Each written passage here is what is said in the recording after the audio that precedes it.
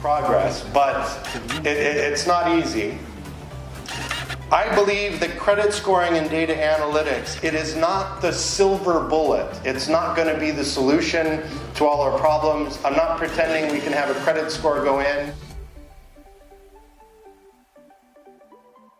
To solve that, I mean, you can have it only on site, so having the data secured on site, but it really depends on the regulatory environment. And I know, I've heard, I don't know if it's a rumor, that Uganda is even looking at really wanting access to that.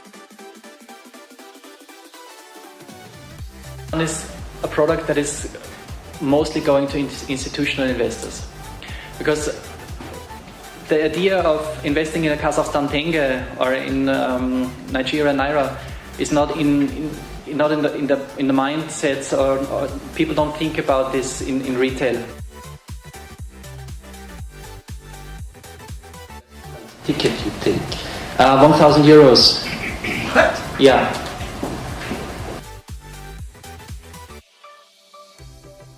Well, first you have to know your customer. It's quite obvious. You have to know who you are dealing with. Not only because we do our advertising, just because we get new clients.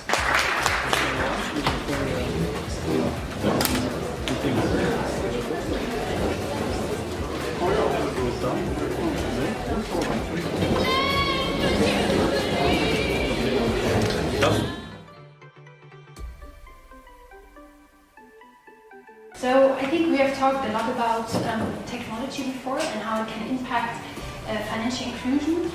So what Mambu does is, like, we are kind of a platform that steps in after the credit decision has been made. So it's a very young startup venture that was founded by two very experienced microfinance practitioners, and their main aspiration was they wanted to provide high-touch services to the clients, so have a really close customer engagement, but then also use technology for this, so to be able, again, similar to the previous example, but in this case on customer engagement, so to be able to use digitization and automation to focus on the client.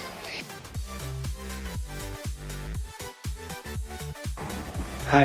Hi. Why cloud-based?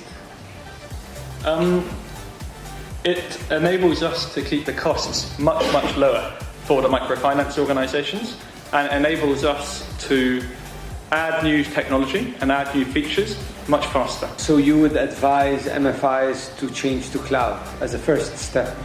I think it depends on what type of organisation you are and what you're looking for in terms of technology. So if you're a mid-sized MFI serving 30,000, 40,000, 50,000 clients, and you would prefer to kind of not worry about the headaches of managing your IT, but instead focus on growing your operations, then yeah, I'd recommend cloud. These enterprises. So what type of big data that is currently collected by your organization? First of all, in Italy we have different kind of clients, from the big one with 100 and more of workstation to the smaller with 2-3 workstation, and inside there is everything. Inside this range there is everything. So we can manage a loan of I think 5,000 euros, 2,000 euros to millions of euros in the same system with the same tools. And the data, the big data, are not concerning the quantity of data, but the complexity and the length of data. So usually we say big data to say something that has a lot of lines in a database.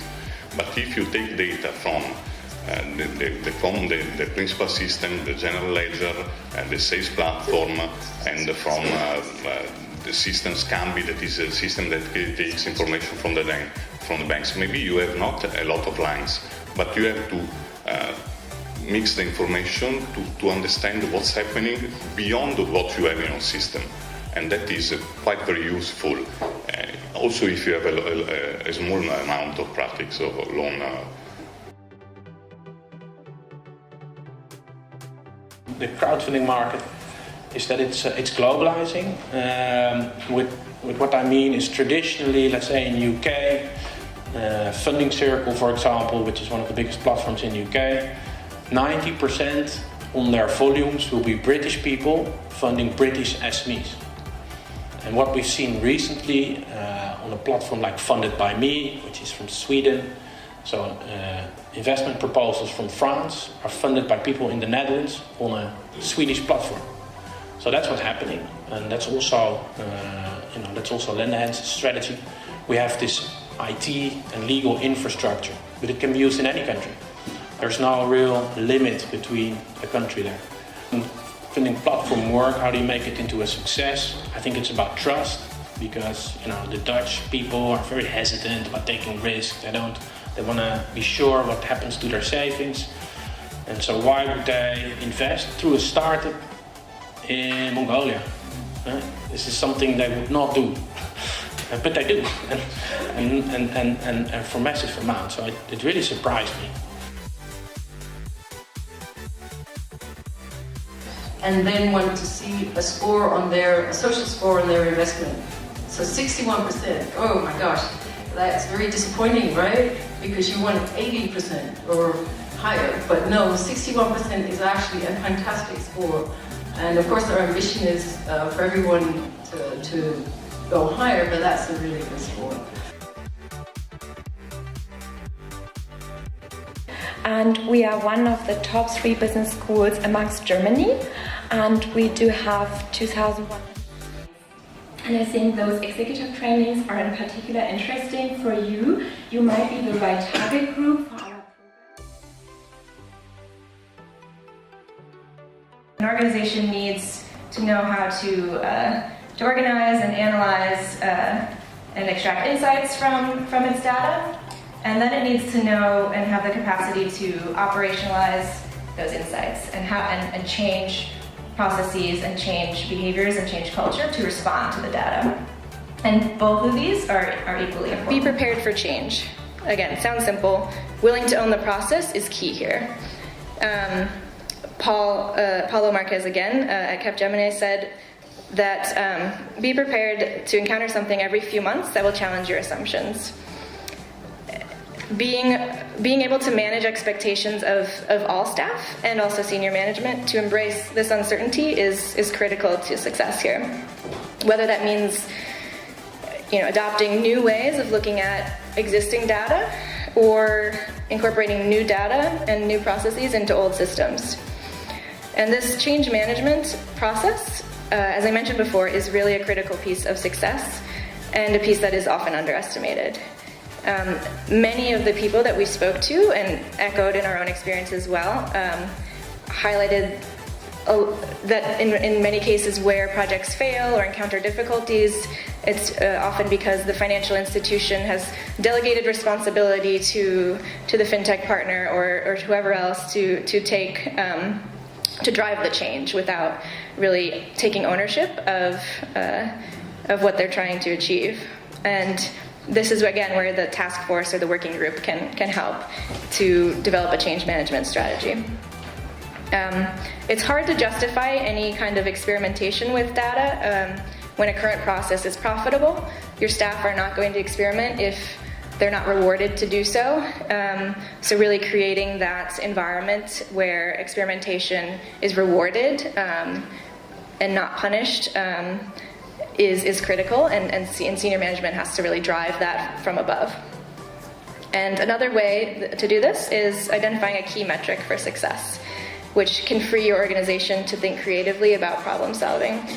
So another example there is NeoGrowth, an innovative fintech company in India that provides POS devices to its MSME customers and then monitors the transactions and the sales data through the POS and then bases its credit decisions on that data. Their CTO said that much of this innovation was possible due to a laser focus on a single problem. How do you reduce customer acquisition costs? So staff just thought about any way that they could possibly.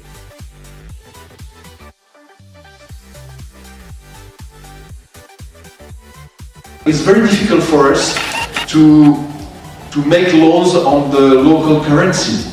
Because on Babylon, every month we send to our partners a very small amount of cash, because for instance, the average amount we send every month to microcredit institution with